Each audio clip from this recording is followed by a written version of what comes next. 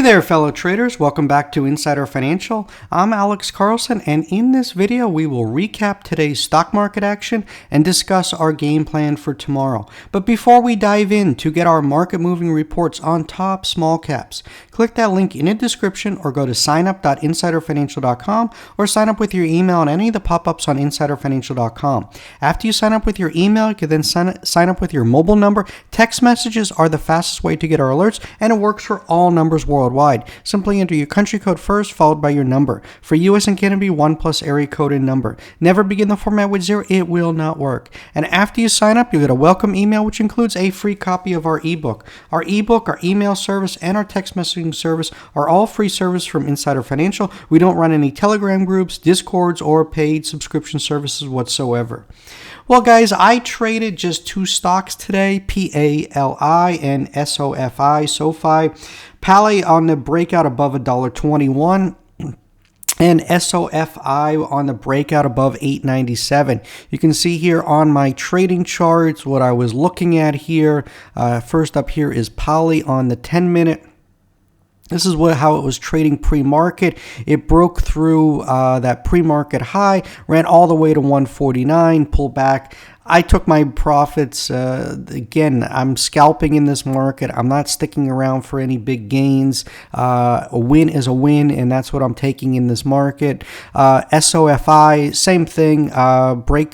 Breakout of above 897. Rallied all the way to 945. Pulled back. I was in and out by 10 o'clock. And that's my favorite. If I can get in, I don't do pre-market trading unless I really, really love something, but I use the pre-market to determine the range. A breakout above that is, the sign the stock wants to go higher. And if I can get in and out in the first half hour, first hour, I'm happy, done for the day, move on to the next player the next day. And they both had news in play. There was a lot of talk about Wall Street analyst upgrades on a few other stocks. I don't play that. If the Wall Street analysts don't have, if there's no news in play, I'm not going to just go listen to an analyst. I mean, all I remember from, when I watched Wall Street was Michael Douglas, the Gordon Gekko saying, analysts, they don't know preferred stock from live stock, etc. So, I don't have much respect for Wall Street analysts. But PALI was up today. Closed up 84%, but way off the highs. In the wake of news that it canceled a proposed offering, it plans to conduct a reverse stock split and presented preclinical data for its lead drug. In SEC filings made last Friday, Palisade said it was withdrawing a filing for a proposed $5 million offering of its common stock. It also said it was planning to hold a special shareholders meeting to vote on a reverse stock split, which would range between 1 for 2 and 1 for 15. The company didn't specify in the filing when the shareholders meeting would take place. Earlier Monday, Palisade also announced it presented positive preclinical data for its lead drug, PALI-2108, in the potential treatment of ulcerative colitis, or UC, at the Crohn's and Colitis Congress last week in Las Vegas. Palisade begins to begin phase 1 testing this year for the drug in the treatment of moderate to severe UC. So today's high was 149. I will keep it on my radar screen. I am not going to buy it down here. I don't buy dip by penny stocks, small caps. I'm a momentum player. I want to see breakouts. I want to see stock, green, running higher, get in and, ride that momentum. So I'll keep it on my screen. Above $1.50, I'm interested again. So that's what I'm doing. SOFI was up 20% today as loan origination growth across its three major business lines pushed Q4 earnings and revenue past consensus estimates. In addition, the company issued strong guidance for the year as it anticipates robust growth in its tech platform and financial services segments. Like today, I went heavier in SOFI than PALI just because I had more confidence in the company, the play. I've done really well with SOFI over the years trading it. it. And it was a great earnings report, and they guided higher, which is important. The company, which is known for refinancing student loans, expect its tech platform and financial services revenue to increase at least 50% and lending revenue to be 92% to 95% of 2023 levels. Revenue from the tech platform and financial services combined is expected to be about equal to revenue from its lending segment for the year. It also anticipates 2024 GAAP EPS of 7 cents to 8 cents, compared with the average analyst estimate of 5 cents, and adjusted EBITDA of 580 million to 590 million. Member growth is projected to reflect at least 2.3 new million members, representing full year growth of around 30%. As it had projected, SOFI turned in a profit for the last quarter of the year. Q4 GAAP EPS of 2 cents beat the average analyst estimate of flat, no profit.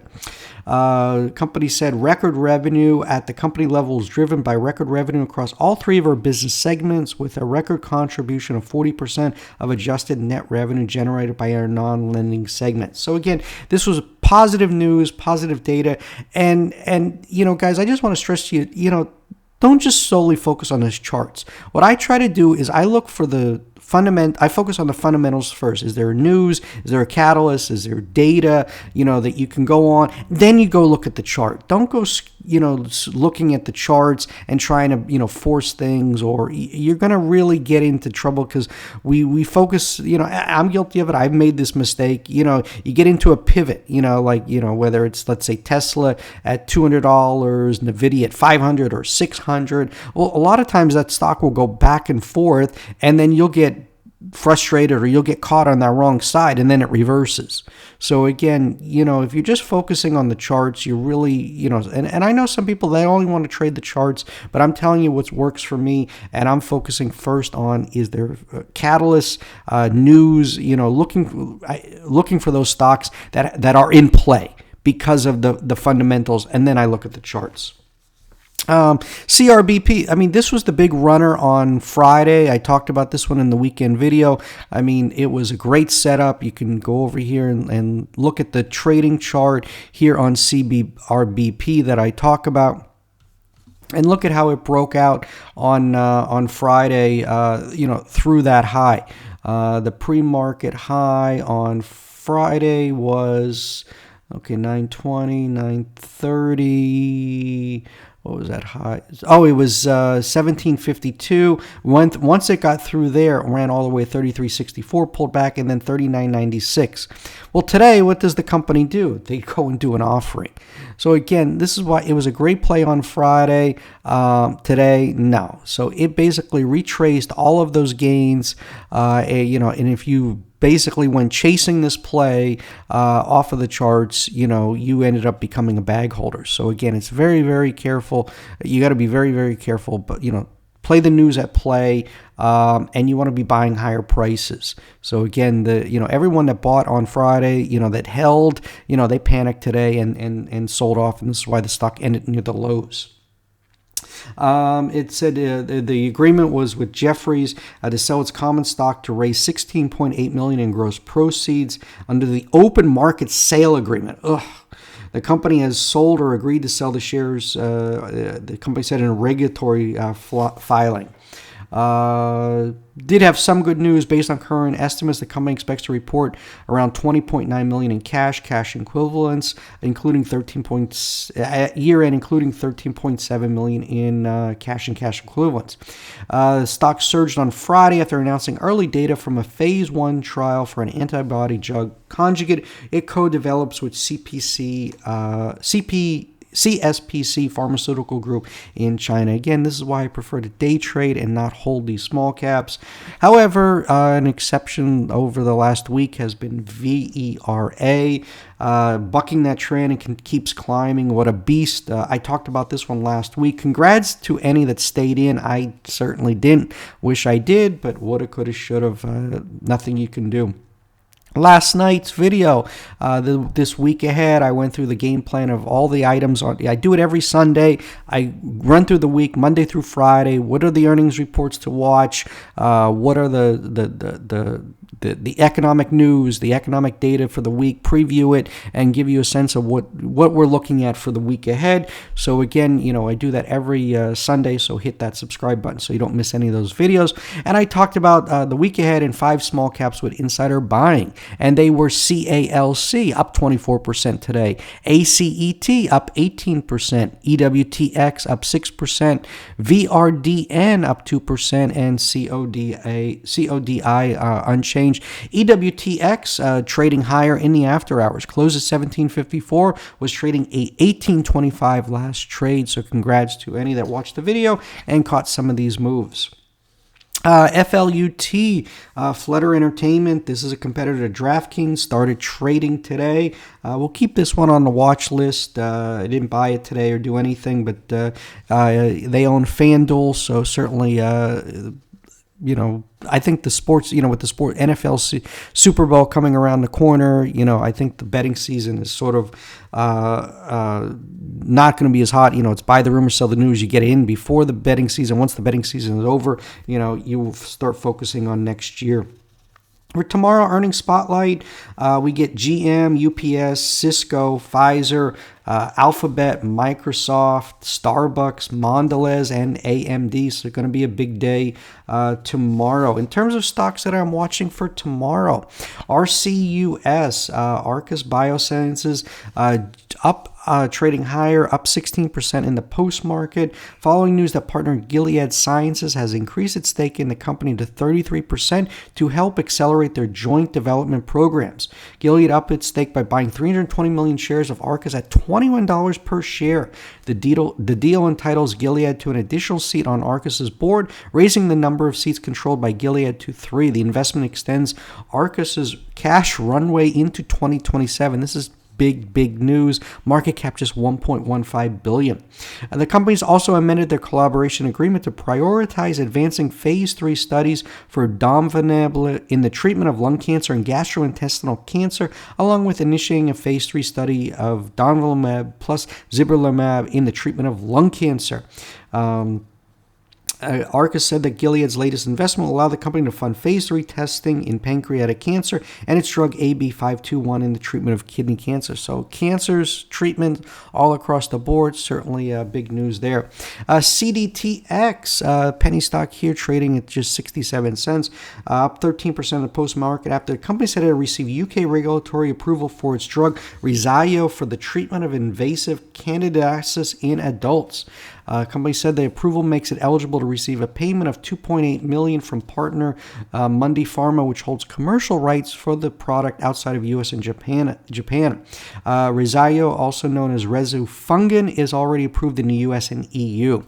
SMCI, super microcomputer, up 10% in early after-hours trading after its earnings report largely confirmed and slightly topped preliminary reports it released last week. When it released those earnings reports last week, the stock just went nuts, broke through the 52-week highs, 360, ran all the way to 420.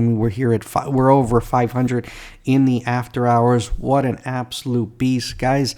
I know you guys, only want these small caps, penny stocks, but these big caps, all you got to do, if you get a runner, all you got to own is 50 or 100 shares, or if you have options, 10 options, gives you the right to buy 1,000 shares. You only have to put up 1,000, 2,000, 3,000, whatever the price is. So SMCI, is more expensive, but you can buy out of the money options, and it's just, you can just really hit a jackpot. So again, don't put yourself in a corner that, you say, I only trade penny stocks under $1, under $5, whatever. It's all about making money at the end of the day.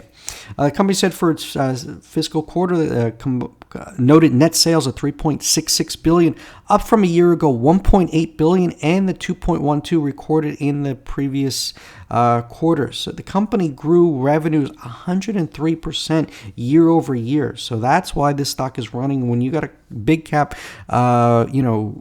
producing revenues, over 100% year over year, that's going to get the market's attention. The company said that CEO, President Charles Liang, said, "We continue to demonstrate our market leadership in fiscal Q2, reporting record revenue results. While we continue to win new partners, our current and end customers continue to demand more of Supermicro's optimized AI computer platforms and rack-scale total IT solutions." So again, this is a AI play, and that's what the key buzzword right now. And it raised full-year revenue guidance to $14.3 billion to $14.7 billion from a previous range of $10 billion to $11 billion. So just an absolute monster quarter. So congrats to all in SMCI. Lastly, AMD scheduled to report Q4 earnings on after the market closed tomorrow. Analysts expect a year-over-year increase in both the top and bottom lines, with earnings per share of 77 cents on revenues of $6.14 billion. Earnings are expected to be in line, but the company's first quarter guidance is expected to miss market estimates following Intel's weak report. Intel had a bad report on Friday that was pressured the stock. Stock was down again today, so people will be watching AMD for if that is the case with AMD, or if they're seeing better improvement in their business lines. AMD saw a couple of price target hikes today as analysts previewed the earnings report. Morgan Stanley boosted its target to 193 from 128, but noted the firm continues to forecast the AI outlook conservatively. Susquehanna raised its price target to 210 from 170. The shares are up over nearly 136% over the past 12 months. Again, our short squeeze scans are starting to show life. This is indeed a good sign. Nexi up 73%. It started around 11, 12 o'clock. Just started squeezing. I have this scan here, and it's short squeeze priced by high float. Over 20% of the float is short. And then I focus on the gains. So these are the stocks on how they are up for the day. So I can see if, what's running. Lucid up 27%. B. Riley, a big lot of shorts in this one, was up 22%. And then Vera, this one was really why I liked this one last week. Over 20% of the float is short, and it broke through that $20 multiple top there and just never looked back. So again, focus first on the news. As I said, with Vera had big news. Then you look at the chart, and then it's crystal clear to you that, hey, this thing can really run. I will also tomorrow, of course, be scanning pre-market. If I see anything interesting, I will let subscribers know, so make sure you sign up. At Insider Financial, we put stocks on your radar with potential outsized moves. As I repeatedly stated, there are always opportunities in the markets daily. The important thing is identifying which stocks to be in to grab that money. The key is trading green, not red. We are looking for those momentum plays that have catalysts. It's all about finding momentum before it happens and riding that wave. That's what we're doing here at Insider Financial. To get our small cap reports, we cover low float, short squeezes, recent IPOs, biotech FDA plays, AI stocks, EV stocks, lithium stocks, and insider buying. Click that link in the description or go to signup.insiderfinancial.com or sign up on any of the pop-ups on insiderfinancial.com. No spam, your info is never shared. Unsubscribe anytime. You can even sign up just to see the level of research we do here at Insider Financial and unsubscribe. Remember, Insider Financial and I are not investment advisors. This video does not provide investment advice. Always do your research, make your own investment decisions, or consult with your nearest financial advisor. This video is not a solicitation or recommendation buy, sell, or hold securities. This video is our opinion, is meant for informational and educational purposes only, and does not provide investment advice. Past performance is not indicative of future performance. Thanks for joining me today on Insider Financial. Hit that subscribe button and ring the notification bell to never miss the latest insights and strategies. Until next time, happy trading. This is Alex Carlson signing off. Bye-bye.